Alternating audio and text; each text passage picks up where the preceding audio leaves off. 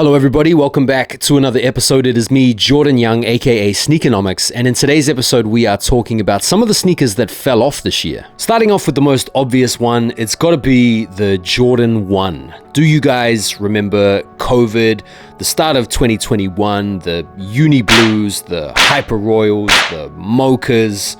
Jordan 1s had the entire sneaker game in an absolute combination of a chokehold and a figure 4 leg lock.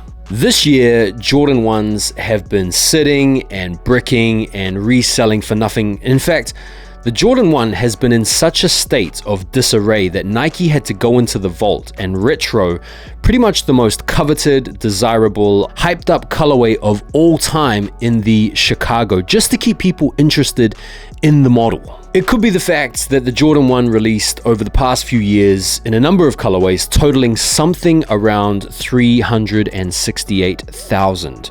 It could also be the many variants and subtle offshoots of the Jordan 1, like the Zoom Comforts or the Switch or the prototypes, the various mids, the lows, the variations on the lows. Like the Jordan 1 has been so crazily rinsed out, it's no surprise that we're pretty much sick of them at this point. The New Balance 550. This sneaker can be credited with helping bring about the popularity of New Balance as a sneaker brand a couple of years ago.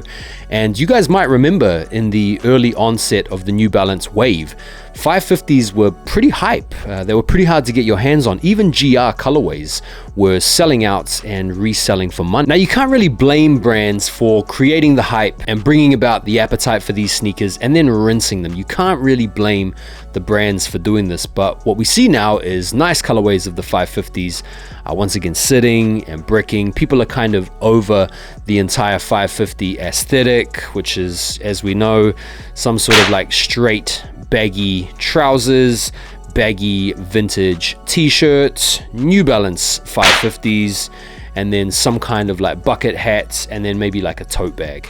Nike Dunks, with the exception of the clean, neutral colorways or colorways like the Panda Dunks, they generally speaking have kind of lost a little bit of their appeal. You can find colorways of Dunks sitting these days in different retailers, and this wasn't the case a few years ago. Every colorway of the Nike Dunk would sell out. Do you remember when the Nike Dunk by You had to go up like for limited periods of time because there was so much demand for Dunks?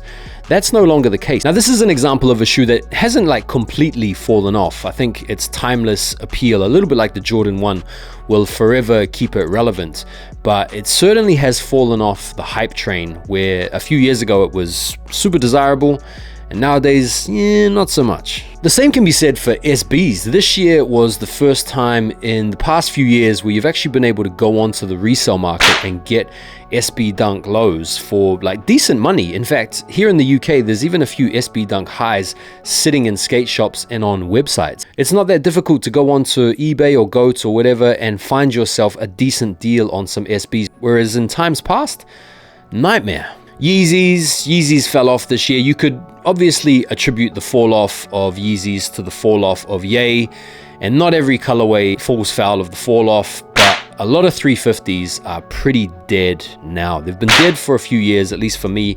I haven't been messing with 350s since like the blue tints, which is like 2018 or something like that. If I see someone wearing 350s, I kind of feel like they're still caught up in like a time capsule from like 2017 or 2018.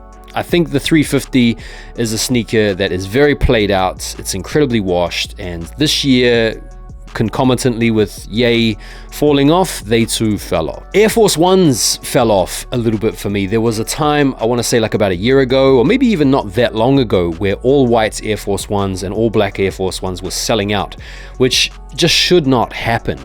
This is a sneaker that is enjoying its 40th year in circulation this year, and to be selling out in its most plain Jane colorways 40 years after its inception is a credit to the silhouette, the versatility, and the wearability of the sneaker. But I feel like now you can cop Air Force 1s again. They've kind of fallen off the hype, which they should. So what do you guys think? Did I miss any models? I probably did. There's quite a few sneakers that this year have gone from being very, very popular in the past to no longer as popular. I think the Jordan 4s are probably up next. There's some questionable colorways coming out next year that might continue to whittle down the desirability of the model, but generally speaking, yeah, they're still popular.